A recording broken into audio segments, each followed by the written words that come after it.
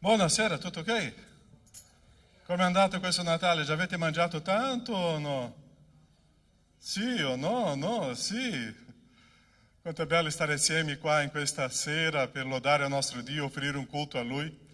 E per noi è una grande gioia che possiamo stare assieme.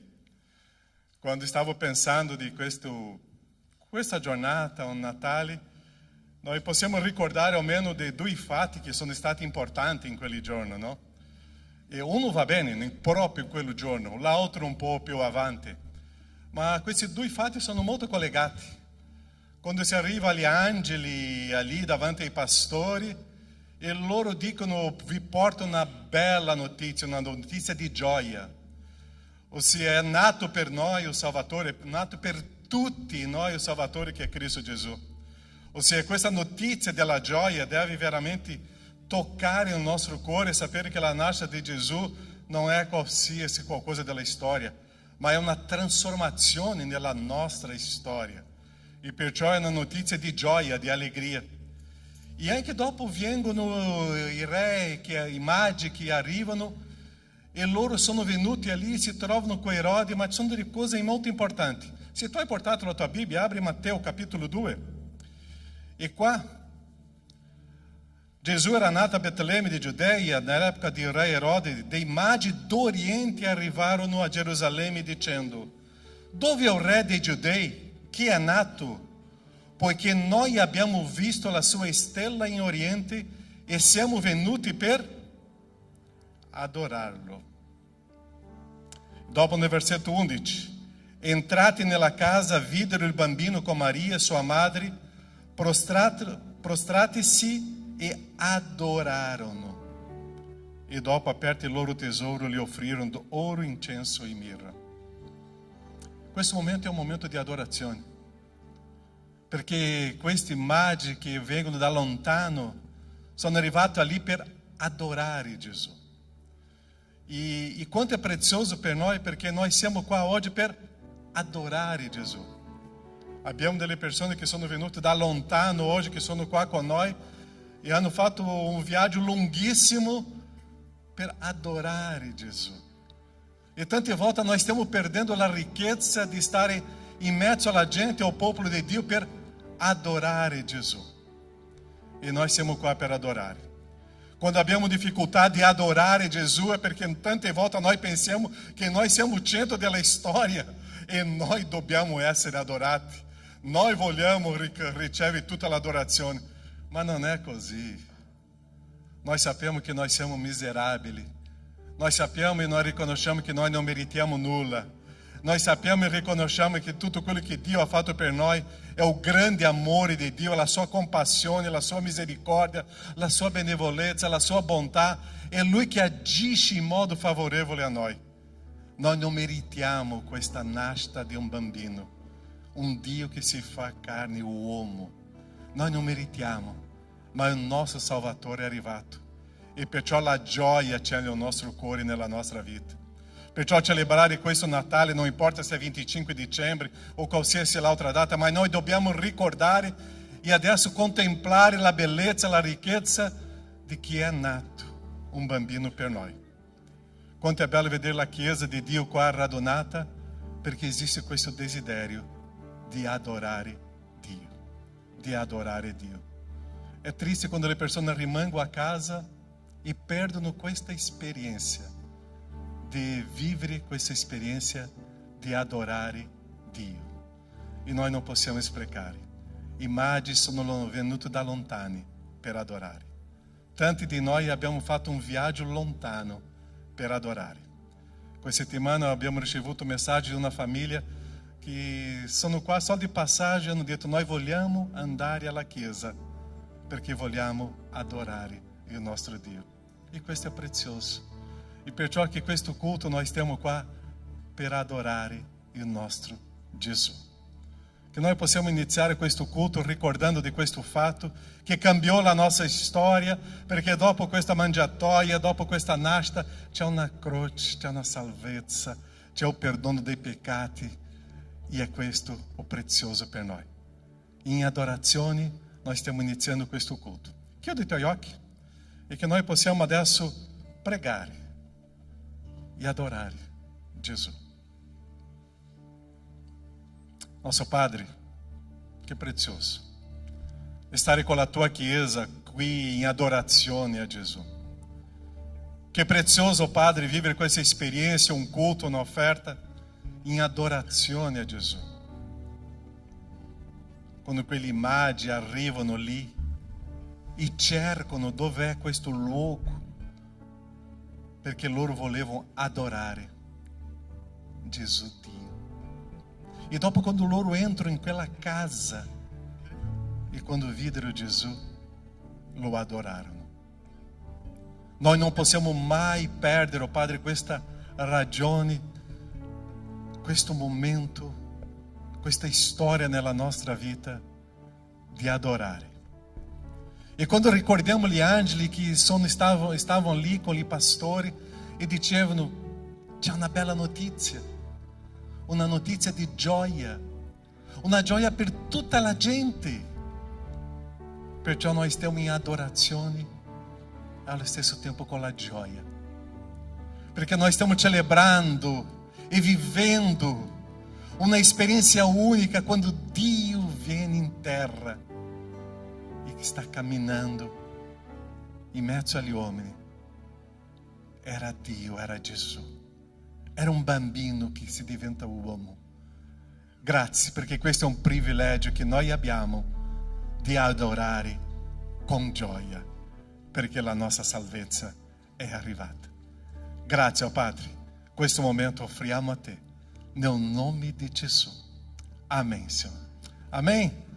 Possiamo stare in piedi, possiamo adorare il nostro Dio. Tu già hai salutato la persona vicino a te, la persona che è lontano a te, già hai dato una buonasera, un buongiorno, già hai fatto un saluto, un abbraccio alle persone che sono vicino a te, e che noi possiamo iniziare questo culto con la gioia, possiamo vivere questa esperienza con il nostro Dio, perché questo culto è un'esperienza unica con Lui.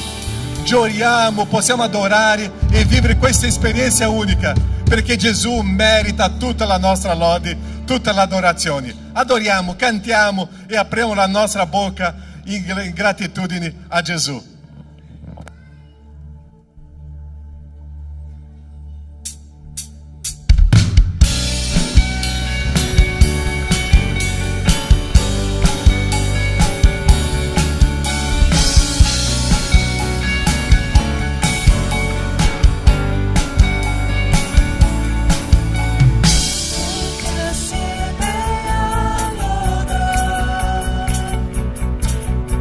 È nato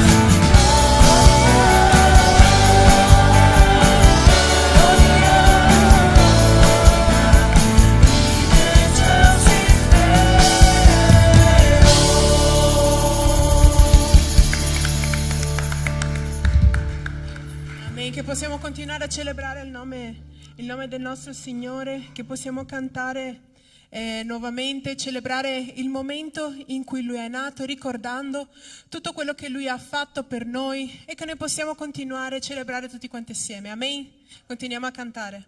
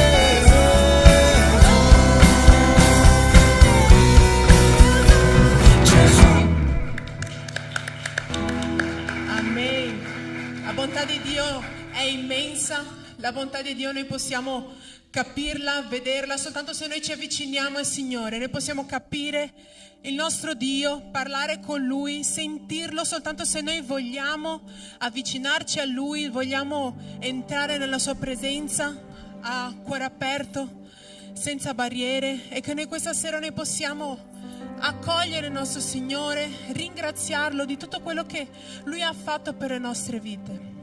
E noi possiamo continuare a cantare. Ti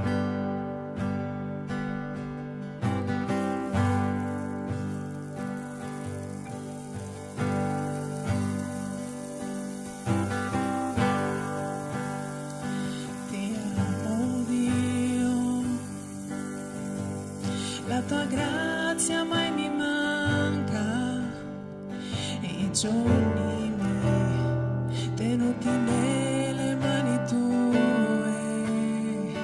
dal momento in cui mi sveglio fino al calare della sera, io canterò della tua bontà. Nella mia vita sei fedele, nella mia vita sei così buono, e nel respiro più profondo io canterò della tua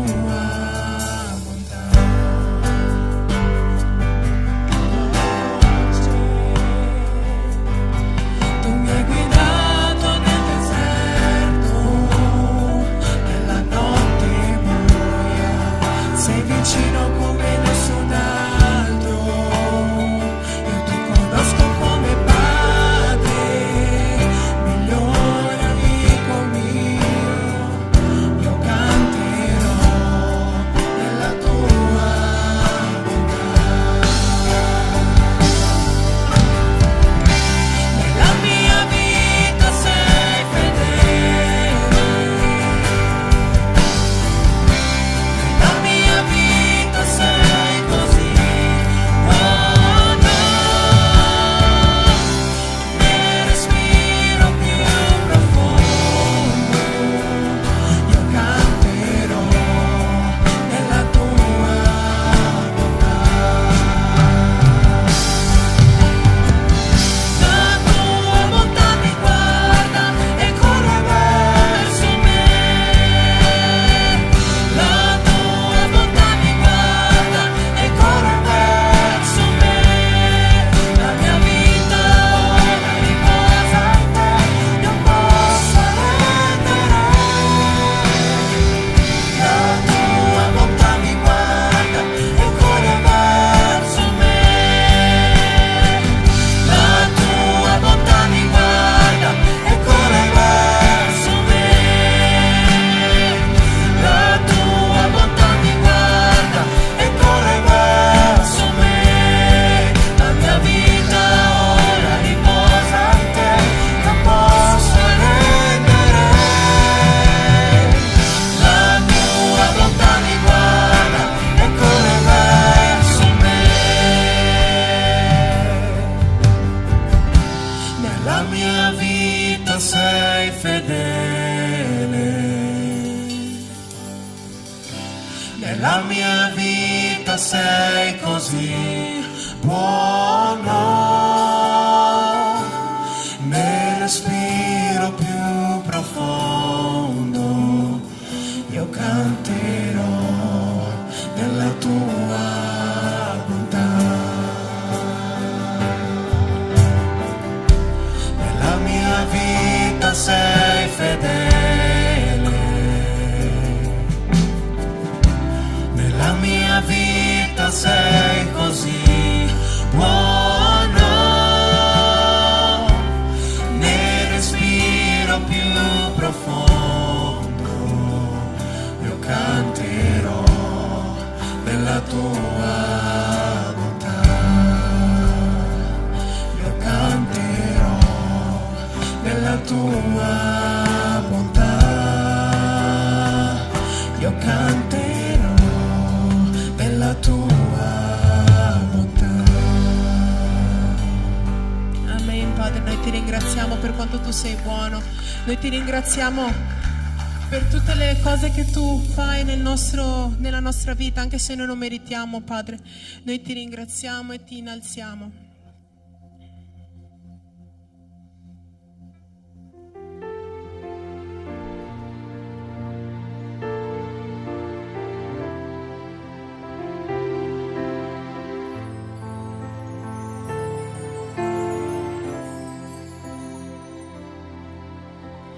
Le generazioni ti adorano, Signore, cantando la canzone dell'agnello.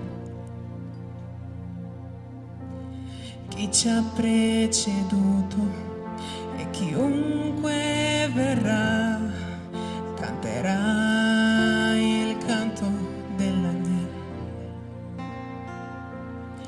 Il tuo nome è santo, il tuo nome è grande, il tuo nome è al di sopra di ogni cosa.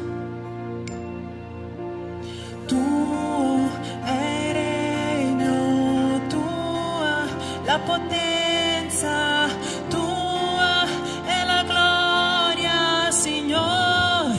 Canta gli angeli, Santo, canta il creato, Santo, tu sei innalzato, Santo, Santo per sempre.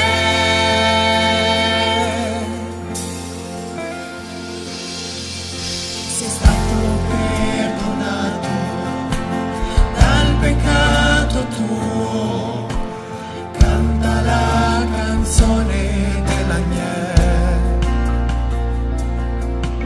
Sei stato liberato e porti il nome suo, canta la canzone dell'agnello.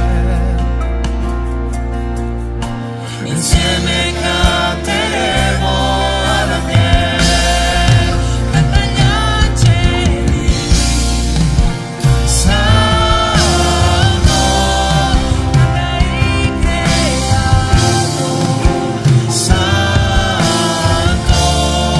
tu sei innalzato, Santo, Santo per sempre. Insieme noi cantiamo, Santo, tu sei Re dei Re, Santo, tu sempre sarai, Santo, Santo per sempre.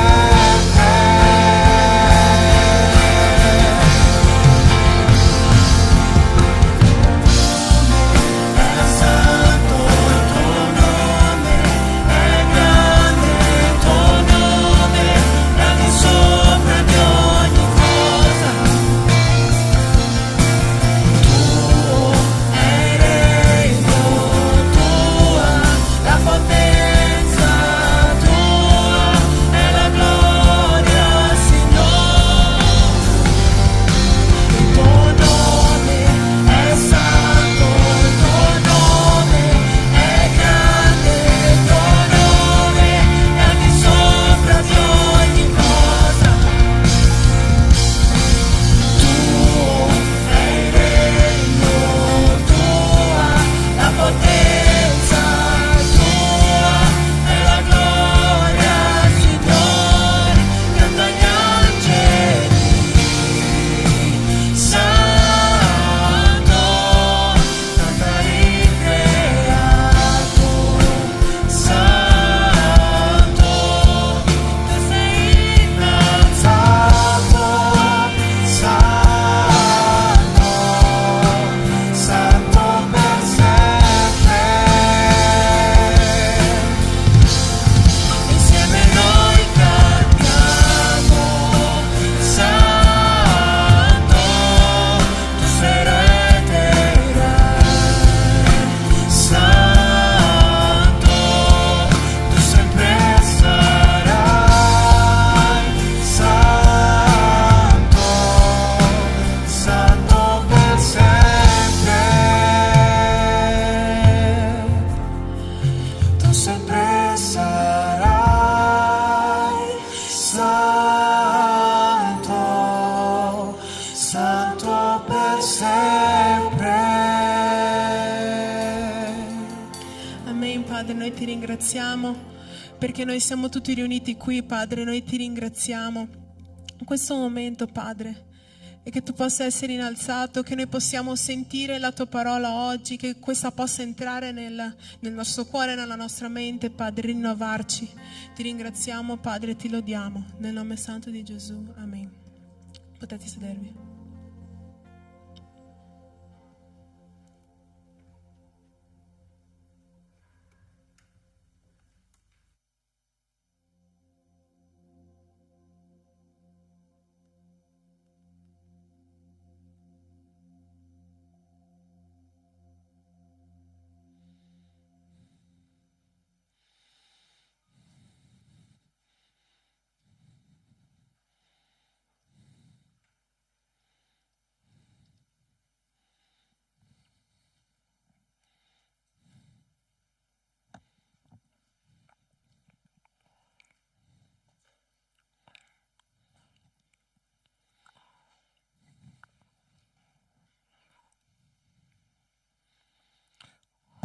Ok, tu ci credi veramente a quello che hai appena cantato? Che il nostro Dio è santo e dove Lui va, dove Lui arriva, arriva la luce, no? Nei posti più bui della terra Lui porta la speranza dove c'è angoscia, la speranza dove c'è tristezza, la speranza dove c'è il dolore, no? Ed è questo proprio che questo testo biblico ci racconta, un testo che è stato scritto 8 secoli prima della nascita di Cristo, nel libro di Isaia, che è il libro più cristologico di tutto l'Antico Testamento. E dice così questo testo che si trova nel capitolo 9. Il popolo che camminava nelle tenebre vede una grande luce. Se possiamo cambiare la slide, per favore? Ok. Il popolo che camminava nelle tenebre vede una grande luce. Su quelli che abitavano nel paese dell'ombra della morte, la luce risplende. Tu moltiplichi il popolo, tu largisci una grande gioia, esso si rallegra in tua presenza come uno si rallegra al tempo della mietitura, come uno esulta quando spartisce il bottino. Infatti il giogo che gravava su di lui, il bastone che gli percoteva il dorso, la verga di chi lo opprimeva, tu la spezzi come nel giorno di Madian. Preghiamo che il Signore ci parli questa sera. Signore nostro Dio, nostro Padre, io ti ringrazio perché, Signore, abbiamo cantato che tu sei santo. Santo, Signore, è il tuo nome e veramente noi crediamo, Padre, che quando tu entri nella vita di una persona, tu fai una trasformazione radicale. Tu, Signore, crei nuove creature.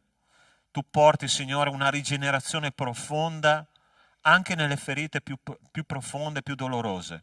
Perciò, Signore, come tu sei nato in quell'epoca, Padre, io ti chiedo, Signore, che in questa epoca, nella nostra generazione, tu possa, Signore, nascere ancora nel cuore di tante persone. Signore, la croce è un messaggio semplice, la nascita è un messaggio semplice, ma che trasforma le vite. Io ti chiedo nel nome di Gesù che la tua parola, Signore, possa parlarci questa sera attraverso, Signore, quello che diremo. E tutto ti chiediamo nel tuo santo nome. Amen. Amen. Il popolo che camminava nelle tenebre vede una grande luce. Quando Gesù è nato, questa profezia parlava di Gesù 8 secoli prima che Gesù nascesse. Ma la cosa interessante è che lui è nato proprio in un'epoca in cui c'era un buio spirituale terribile e non c'è buio più profondo, non c'è buio più doloroso che il buio dell'anima. Ossia, a quell'epoca quando c'era Gesù che predicava, che parlava e soprattutto quando lui è nato, l'ambiente religioso era un ambiente religioso molto opprimente, la gente non risolveva i problemi, ossia c'erano malattie organiche che non venivano risolte, c'erano relazioni umane che erano spezzate ma non erano risolte. Perché? Perché la religione non risponde a nulla, ma la parola di Dio ci dice che quando Gesù è nato una grande luce è apparsa al popolo che camminava nelle tenebre. E la cosa è straordinaria perché anche oggi noi vediamo Cristo camminare per il mondo. Ci sono dei risvegli meravigliosi in tutte le parti del mondo. Perché? Perché Cristo continua a camminare per le vie del mondo, Cristo continua a chiamare persone, Cristo continua a parlare ai cuori, alle anime delle persone, e le persone rispondono a questa luce, ma per rispondere alla luce bisogna fare dei passi nella luce. La parola di Dio ci dice nella Giovanni capitolo 3 versetto 20 e 21, dice: perché chiunque fa cose malvagie odia la luce e non viene alla luce affinché le sue opere non siano scoperte, ma chi le mette in pratica ma chi mette in pratica la verità viene alla luce affinché le sue opere siano manifestate, perché sono fatte in Dio. Il desiderio di tutti i veri figli di Dio chiamati alla presenza di Dio è quello di andare nella luce, cominciare a manifestare quello che c'è dentro nell'anima. E cari miei, per fare questo noi abbiamo bisogno di un coraggio tremendo. Quando io leggo la storia del re Davide, il Salmo 51, vi ricordate che Davide ha adulterato, ha ucciso una persona per avere quella donna che si chiamava Bathsheba, ma a un certo punto lui scrive il Salmo numero 51, che è una confessione pubblica di quello che lui aveva fatto. E sapete perché lui ha fatto questo? Perché lui non voleva avere le tenebre nella sua anima, lui voleva togliere le tenebre dalla sua anima e manifestare la luce di Cristo in sé. E in quel Salmo 51 lui prega, invoca il Signore e dice: restituiscimi la gioia della tua salvezza. Ossia, i veri uomini e le vere donne di Dio hanno desiderio di andare nella luce, di confessare i propri peccati, perché la parola di Dio ci dice in un altro testo biblico che si trova in Prima Giovanni capitolo 1 versetto 6, dice: ma se camminiamo nella luce come Egli è nella luce, abbiamo comunione l'uno con l'altro, e il sangue di Gesù Cristo suo Figlio ci purifica da ogni peccato. Guarda che cosa straordinaria che il Signore ci dice. Quando Cristo ci chiama alla sua luce, se noi cominciamo a camminare nella sua luce, due cose succedono. La prima cosa, che noi siamo in comunione gli uni con gli altri. E la seconda cosa che succede è che il sangue di Cristo ci purifica da ogni peccato. Ossia, il camminare nella luce, entrare nella luce di Cristo ci porta in una condizione spirituale attiva che purifica le nostre vite e crea comunione fraterna all'interno della comunità. Capisci perché quando ci sono dei problemi nelle chiese cristiane a volte proprio questo che non succede, ossia non stiamo camminando nella luce? La cosa interessante è che camminare nella luce sembra un testo un po' così, un po' dubbioso, no? Sì, cosa dobbiamo fare, pastore, per camminare nella luce? Due cose molto semplici. La parola di Dio ci insegna che quando noi camminiamo nella luce è perché facciamo due cose: uno, ci ravvediamo, e due, camminiamo per fede. Quando ci ravvediamo e camminiamo per fede, ravvediamo e camminiamo per fede, ravvediamo e camminiamo per fede, noi abbiamo comunione gli uni con gli altri. Ossia, un vero cristiano passa la sua vita camminando per fede, ravvedendosi e credendo nelle promesse di Dio. Questo è camminare nella luce. Tu vedrai i veri cristiani che sono così, si ravvedono e camminano nella luce. Ravvediti, dice il Signore Gesù, e tante volte Lui l'ha detto nei Vangeli. È una delle parole più usate nella parola di Dio. E questa luce che è nata, questa luce che è arrivata nel momento più buio della storia dell'umanità, questo Gesù che è venuto nella tua vita, forse nel momento più difficile della tua storia personale, lui dice: cammina nella luce affinché io possa darti una comunità in cui tu legherai i tuoi legami spirituali in un modo indissolubile e tu potrai purificare ogni tuo peccato attraverso il sangue di Cristo. E cari miei, questo testo mi dice che il sangue di Cristo si attiva quando io comincio a camminare nella luce. Noi dobbiamo approfittare, cari miei, di questa luce che il Signore ci ha donato in questo bellissimo Natale. Questo Natale che non è fatto di cibo. Questa mattina noi nella nostra casa abbiamo chiuso i nostri tortellini mantovani, no? E gente, quanto erano buoni, buonissimi. 2 o 3 piatti a testa ne abbiamo mangiati, ma abbiamo capito che quello non era il nostro Natale. il nostro Natale era Cristo, il nostro Natale era la nostra luce, il nostro Natale era il nostro Signore che cominciava a lavorare nei nostri cuori già dalla mattina presto. Il Signore mi ha chiamato questa mattina alle 6:30 per cominciare a pregare, perché Lui ha detto: io ho bisogno di usarti per la mia gloria, io ho bisogno di usarti perché la luce di Cristo possa fluire attraverso di te e possa fluire attraverso ciascuno di noi. Cari miei, il mondo giace nelle tenebre e il mondo ha bisogno che si manifesti un figlio di Dio, un figlio della luce, perché Lui ci ha chiamato dalle tenebre alla sua meravigliosa luce, perché noi possiamo testimoniare che Cristo deve nascere ancora nel cuore di tante persone oggi e per tanti anni a venire.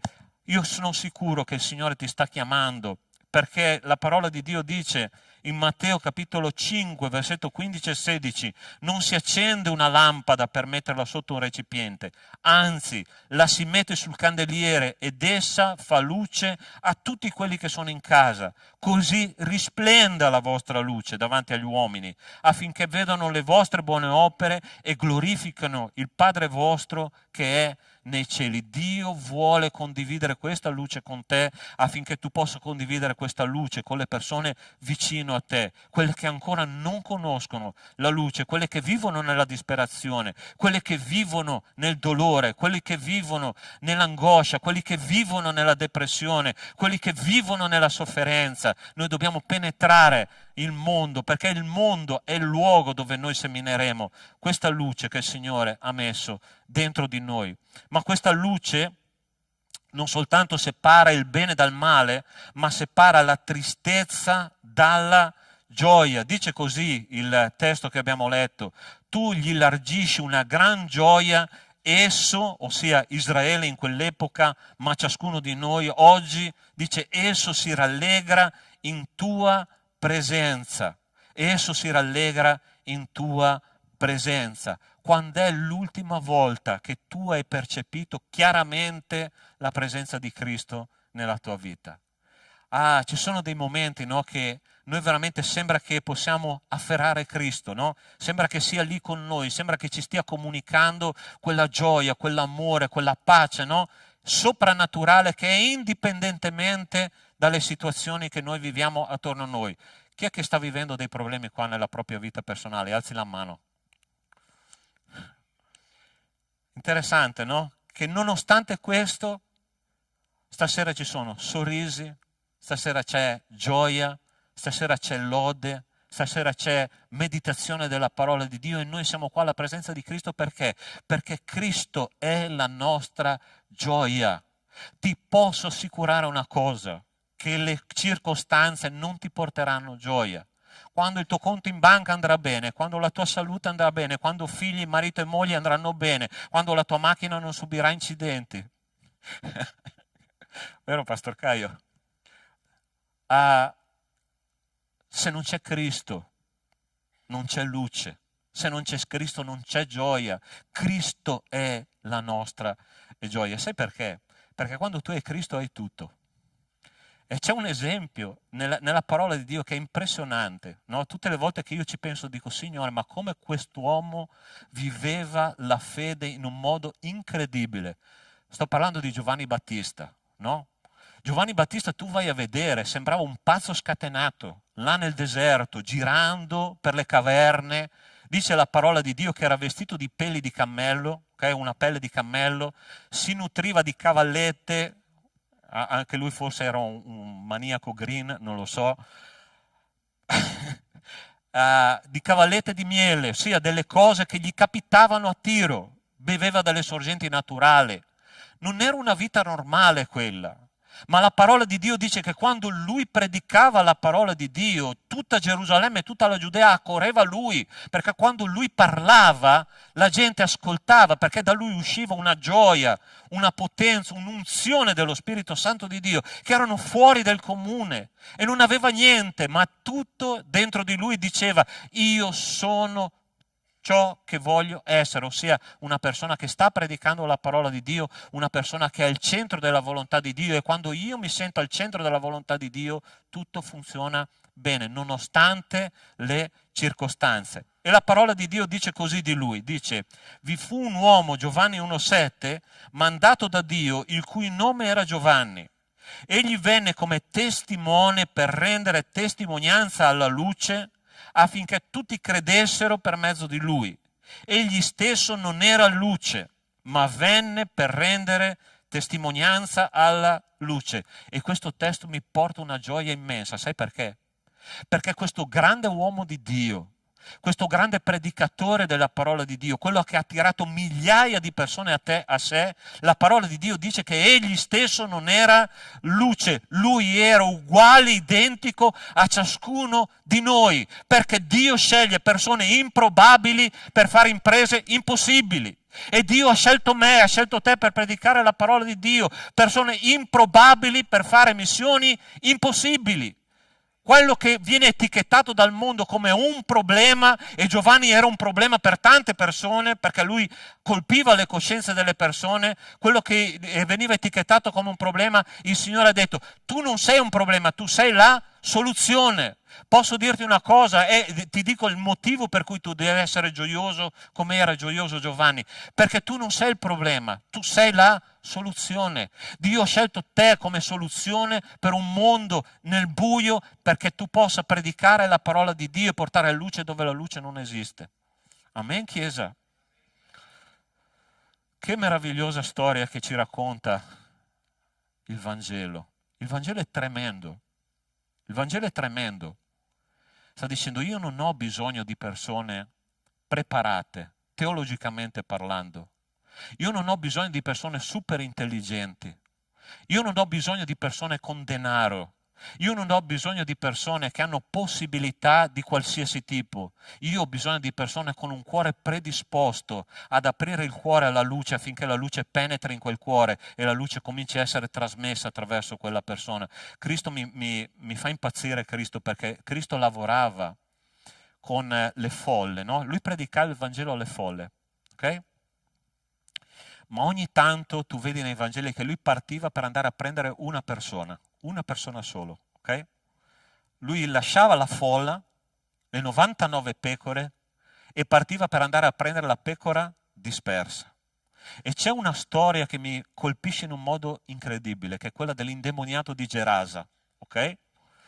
Ossia, lascia una folla intera dove lui ha predicato il Vangelo e dice: andiamo dall'altra parte del lago. Lui parte con la barca, va dall'altra parte del lago, arriva dall'altra parte del lago e vede una scena incredibile. Questo indemoniato, che la parola di Dio descrive come una persona che si feriva tutto il giorno con delle pietre, abitava in mezzo ai sepolcri e gli avevano messo dei ceppi alle mani e ai piedi, ma questo uomo, con la forza demoniaca che aveva nel suo corpo, aveva spezzato i ceppi e nessuno poteva avvicinarsi a lui perché aveva una forza sovrumana. Tutti avevano paura di lui. Ma quando Gesù l'ha liberato, che cosa quest'uomo ha fatto? Signore, io voglio venire con te. No.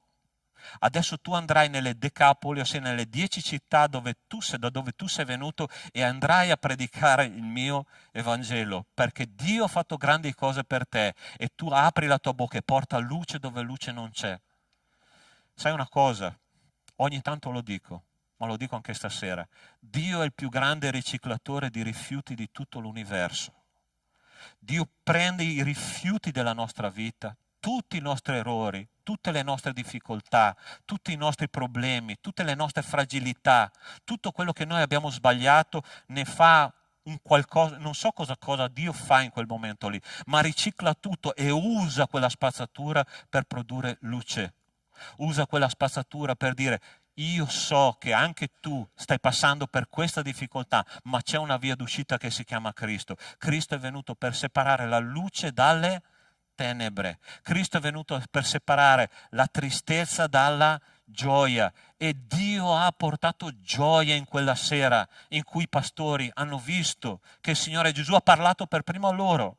Tu ti saresti aspettato che avrebbe parlato ai pastori? I pastori, no? Profumo di Chanel numero 5. Abitavano in mezzo alle pecore, dormivano in mezzo alle pecore, pulivano le pecore. Loro non entravano nelle città e nei villaggi perché erano persone rifiutate per la carica batterica che portavano addosso, ma Cristo ha parlato per primo a loro. E quando loro sono tornati al loro lavoro, interessante questa cosa, no? Loro sono usciti dal loro lavoro per andare a incontrare Cristo, ma poi non sono diventati degli ingegneri elettronici, non sono diventati dei ricchi, sono tornati al loro lavoro, sono tornati in mezzo alle pecore, in mezzo alla puzza, in mezzo ai problemi, in mezzo alla sofferenza, in mezzo a notti insonni, in mezzo a briganti e lupi che cercavano di uccidere il gregge. Ma la parola di Dio dice che loro tornarono con un cuore ripieno di gioia. E sai perché? Perché la luce era entrata dentro di loro, perché Cristo gli aveva portato una gioia immensa. Tutti quelli che li avevano rifiutati e emarginati non contavano più niente per loro, perché io ho incontrato il mio Signore e Lui mi ha detto che sono una persona preziosa, io credo in Lui e in nessun altro. Amen? Non so che cosa Dio ti ha detto in questi anni in cui tu sei credente, o forse in pochi mesi che tu sei credente, ma ricordati una cosa, che noi siamo perle sulla corona di Cristo. È quello che c'è scritto nel libro di Isaia. Meravigliose queste affermazioni che il Signore fa di noi. E la parola di Dio ci dice: in verità vi dico, questo parla Gesù che parla di Giovanni, che fra i nati di donna non è sorto nessuno maggiore di Giovanni Battista, eppure il più piccolo nel regno dei cieli è più grande di lui. Sai di chi sta parlando? Sta parlando di me e sta parlando di te. Il più piccolo del regno dei cieli, perché Giovanni rappresentava l'Antico Testamento, i profeti, quelli che predicavano senza che lo Spirito Santo fosse dato a tutti, ma oggi la parola di Dio dice che il regno dei cieli, ognuno di noi ha lo Spirito Santo di Dio, ognuno di noi può predicare la parola di Dio con libertà e ciascuno di noi che è piccolo può essere ancora più grande di Giovanni Battista. Perché? Perché lo Spirito Santo abita dentro di noi e in noi. La terza cosa che il Signore ha fatto quella notte in cui è nato, ha separato la schiavitù dalla libertà. E dice così la parola di Dio: infatti il giogo che gravava su di lui, il bastone che gli percoteva il dorso, la verga di chi lo opprimeva, tu li spezzi come nel giorno di Madian. Allora sta attento, questa immagine molto interessante che parla di 3 elementi di schiavitù. Il primo parla di un bastone, il secondo parla di una verga e il terzo parla di un giogo. E quando Cristo entra nella vita di una persona, il giogo viene tolto, la verga viene spezzata e il bastone allontanato. Tu sai che cosa servivano questi 3 elementi nell'antichità? La parola di Dio dice che almeno la verga e il bastone erano 2 elementi che usava il pastore di un gregge. Allora la verga era per prendere le pecore che cadevano nelle buche profonde. La seconda era un bastone che era circa la lunghezza di 1 metro, che era per dare i colpi ai lupi che si avvicinavano al gregge. E la parola di Dio in questo senso dice che il bastone e la verga sono usati in senso negativo, ossia persone che sono schiave di qualcosa, che vengono bastonate, che vengono vergate, che vengono aggiogate e cominciano a fare un percorso nel mondo spirituale che ha a che fare non con il Signore, ma ha a che fare con il nemico. Il nemico mette giochi sulla vita delle persone, il nemico usa la verga e il bastone per picchiare le pecore, e la parola di Dio dice che il nemico vuole mettere marchi e non sigilli. Noi nella parola di Dio usiamo il simbolo del sigillo come qualcosa che ha a che fare con una simbologia di un marchio che il Signore mette su di noi, che non è un marchio in realtà, ma è un sigillo, ossia un simbolo di appartenenza al Signore. Invece il nemico mette il marchio, ossia qualcosa come se noi fossimo delle bestie. Cari miei, nel mondo oggi c'è una espansione del peccato come al tempo di Noè. Oggi il peccato è sempre più inserito nella nostra società. Nella nostra società c'è un buio spirituale tremendo, ma la parola di Dio dice che quando noi entriamo a far parte della luce che il Signore ha portato in questo mondo, il giogo del peccato si spezza, la verga si spezza, il bastone viene allontanato e Lui ci dà libertà come nel giorno di Madian, dice questo testo. Allora sta attento. Io sono andato a vedermi perché la parola di Dio dice: Dio ti do libertà come nel giorno di Madian. Chi è che si ricorda della vita di Gedeone. Gedeone è stato un grande uomo di Dio che ha portato una liberazione spirituale tremenda nel popolo di Israele. Ma Dio non gli ha dato una libertà attraverso un grande esercito. Dio non gli ha dato libertà attraverso delle armi potenti. Dio gli ha dato libertà attraverso 300 persone. E la storia di Gedeone è fantastica. Lui parte con 10.000 persone per andare a combattere contro un popolo che era il popolo di Madian. E quel popolo era un popolo, dice la parola di Dio, numeroso come la sabbia nel mare. E Gedeone parte con queste 10.000 persone, ma dice il Signore: sono troppi quelli che sono in battaglia con te, mandane via un po'. Poi dice: sono ancora troppi, mandane via ancora un po', e con questi 300 io ti darò vittoria. E la cosa interessante è che in quell'epoca, quando Gedeone è arrivato al campo dei Madianiti, lui ha mandato un grande grido insieme ai suoi soldati e ha preso una torcia, l'ha alzata, ha spezzato una brocca che ogni soldato aveva, e questi Madianiti hanno cominciato a combattere tra di loro, si sono uccisi tra di loro, e i giudei non hanno mosso nemmeno un'arma. Sai che cosa mi insegna questo? Mi insegna semplicemente una cosa: che quando io entro nella luce di Cristo, Cristo combatte le mie battaglie. Cristo combatte le tue battaglie. È interessante che tante volte Israele ha combattuto a costo di sangue, ha combattuto a costo di vite, ma quando loro entrano nella luce di Cristo, Cristo combatte le loro battaglie, e Cristo combatte le mie battaglie, Cristo combatte le tue battaglie, va davanti a te. E la parola di Dio dice che se noi combattiamo insieme a Cristo, il peccato non ci dominerà più. Cristo sa quale battaglia tu stai combattendo. Lui sa esattamente quali sono le tue difficoltà, quali sono le tue fragilità, come il peccato entra in modo facile, semplice nella tua vita. Ciascuno di noi deve chiudere tutte le brecce che ci sono nel cuore e nell'anima nostra. Satana sa quale breccia puntare per farci cadere, ma la parola di Dio dice che quando noi entriamo nella luce di Cristo, Cristo combatte insieme a noi, per noi, e noi abbiamo la vittoria sicura, perché la parola di Dio dice che noi siamo più che vincitori in virtù di colui che ci ha amati. 3 cose. La luce di Cristo separa la schiavitù dalla libertà. La luce di Cristo separa la tristezza dalla gioia. La luce di Cristo separa la morte dalla vita. Noi siamo destinati, come figli di Dio, a manifestare la gloria di Dio che è dentro di noi. E se c'è qualcuno qua che ancora non conosce questa luce meravigliosa che è la luce di Cristo, Cristo è venuto come luce in mezzo alle tenebre. E la parola di Dio dice: su quelli che abitavano nel paese dell'ombra della morte, la luce risplende. Il mio desiderio, il mio cuore è proprio perché questo Cristo possa nascere nel cuore di tante persone ancora oggi. Noi viviamo in un'epoca buia, ma noi abbiamo una speranza, e questa speranza non possiamo tenercela per noi. Noi dobbiamo predicare questo Vangelo che è luce per il mondo. Cristo è la nostra luce. Amen? Vorrei pregare insieme a voi.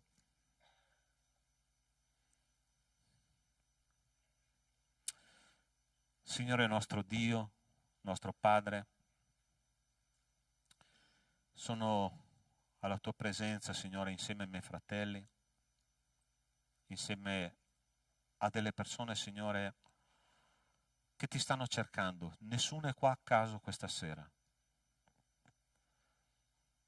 Signore, chi ti sta cercando in verità, tu possa aprire la mente e il cuore in questo momento, e tu possa dare la luce del tuo Vangelo, una vita trasformata da Cristo, una vita trasformata da quella meravigliosa speranza di un uomo che è nato uomo, che è vissuto come uomo, ha morto come uomo, è risorto come figlio di Dio e ci ha mostrato che si può vivere in un modo completamente diverso. Signore, pulisci, Signore, i nostri cuori, le nostre anime, le nostre menti. Porta luce dove c'è buio, porta gioia dove c'è tristezza. E questo ti chiediamo, Signore, questa sera, nel nome di Cristo Gesù. Amen.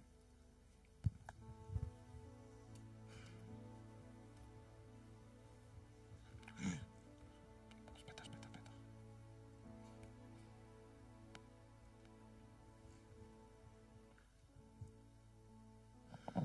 Ok. Quanta certezza e sicurezza per nós che abbiamo questa luce in Cristo Gesù. Nós staremo facendo adesso questo momento di offerta. Come abbiamo letto all'inizio, quel gruppo di magi hanno portato di oro, incenso, mirra. Quando noi troviamo Gesù, è una risposta che noi offriamo tutta la nostra storia a Lui. Così o incontro con Gesù è una consacrazione. Abbiamo parlato all'inizio che è un momento di adorazione, ma è un momento di offerta. È quello che faremo adesso. Tante volte noi perdiamo la gioia di offrire. Tante volte noi pensiamo, non sono d'accordo, non è così, io penso l'altro modo. Nós stiamo perdendo la ricchezza di offerta. Noi siamo nati per adorare e adorare il nostro Dio. E la consacrazione è un passo di servire. E perciò non esiste un culto senza offerta di vita. Non esiste un momento di lode e di adorazione se non c'è una offerta. Perciò che noi facciamo questo momento di raccolta è un momento di offerta. E è quello che faremo adesso. Perciò staremo cantando la canzone Gesù. E mentre cantiamo possiamo fare questo momento di offerta, di consacrazione. È un momento di libertà che abbiamo. E è quello che faremo adesso. Abbiamo anche un gruppo di persone che starà tra poco, già adesso. Già potete prendere le candeline e cominciare a distribuire mentre prenderete queste candeline e non accendete, ok? Questo momento di cantare questo cantico di Gesù e dopo noi staremo accendendo le candeline, che è questa dimostrazione di una luce in Gesù. Perché state seduti? Stiamo in piedi, cantiamo, offriamo e facciamo con gioia, con allegria e con la libertà che Dio ci ha donato. Offriamo al nostro Dio e cantiamo.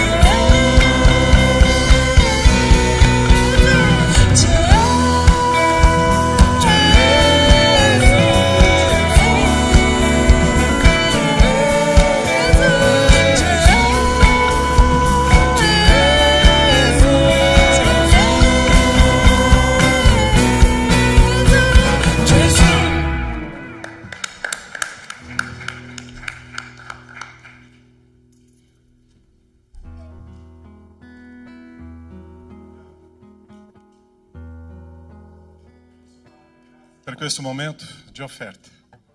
Grazie a questo momento di consacrazione. Grazie a questo momento di culto. Grazie a questo momento di libertà in te. Grazie perché abbiamo Cristo Gesù la luce.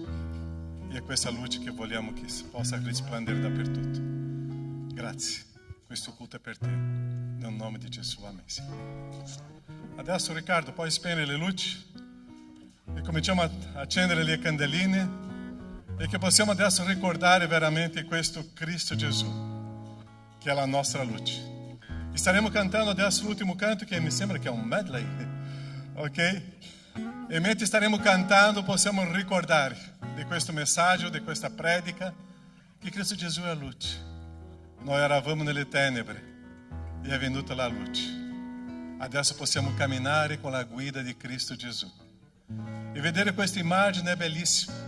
E sicuramente noi siamo questa luce nel mondo, perché Cristo è nella nostra storia e nella nostra vita. E vivere questo momento è intenso per tutti noi. Canteremo e viveremo questo momento con gioia nel Signore. E prima di cantare solo un avviso. Prossimo martedì 31 abbiamo il nostro culto alle ore 22. E saremo qua per ringraziare. Il culto di oggi è adorare. Il culto del 31 è un culto di ringraziamento. Perciò invitiamo tutta la chiesa a stare assieme, dopo staremo mangiando. Ciascuno può portare un piatto salato, dolce, e portare anche un regalo a un amico che faremo qua. E staremo celebrando con un cuore di gratitudine a Dio. È un cuore grato, è un cuore che Dio desidera. E oggi è un cuore di adorazione. Cantiamo questo e possiamo dire assieme un buon Natale. Cristo è la nostra luce.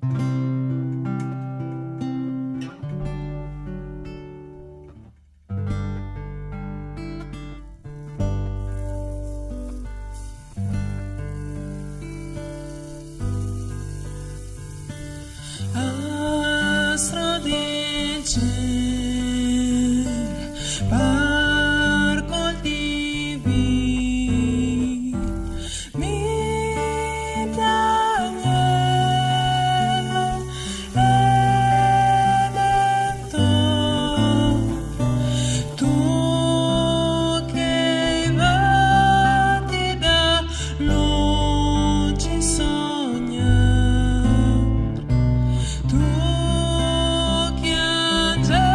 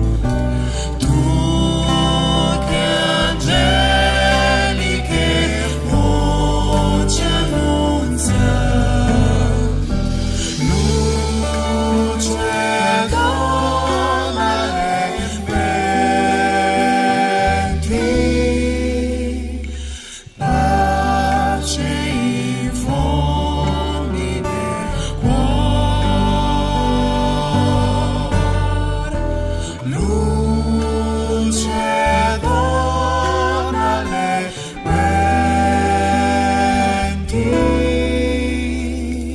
pace infondi nel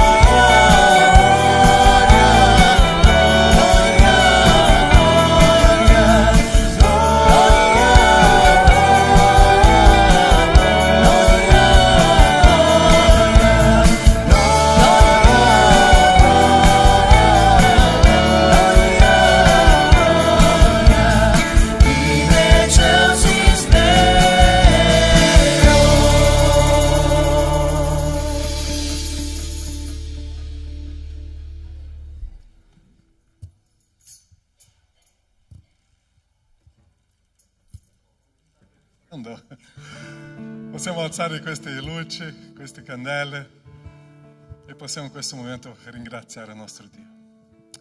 Nostro Padre, quanto è bello in questo momento stare assieme qua. Finire questo culto di adorazione a un bambino. Finire questo culto di adorazione al nostro unico e vero Dio.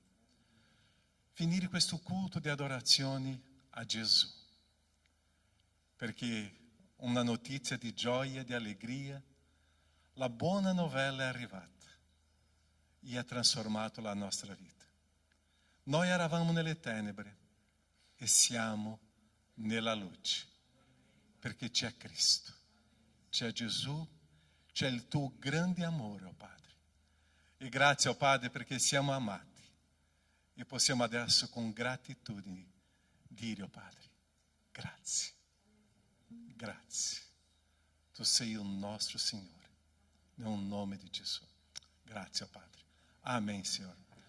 Un buon Natale a tutti e che Dio vi benedica tanto. E ciao! Potete cantare? Posso fare una richiesta? È l'unica richiesta del mio giorno di Natale. Cantate almeno la strofa di quella quarta musica. Santo per sempre. Almeno quella parte della strofa, è stata bellissima, ok? Cantiamo e possiamo finire questo culto con la gioia del nostro Signore, ok? 3, 2, 1, ok, sì, siete pronti, bene, grazie.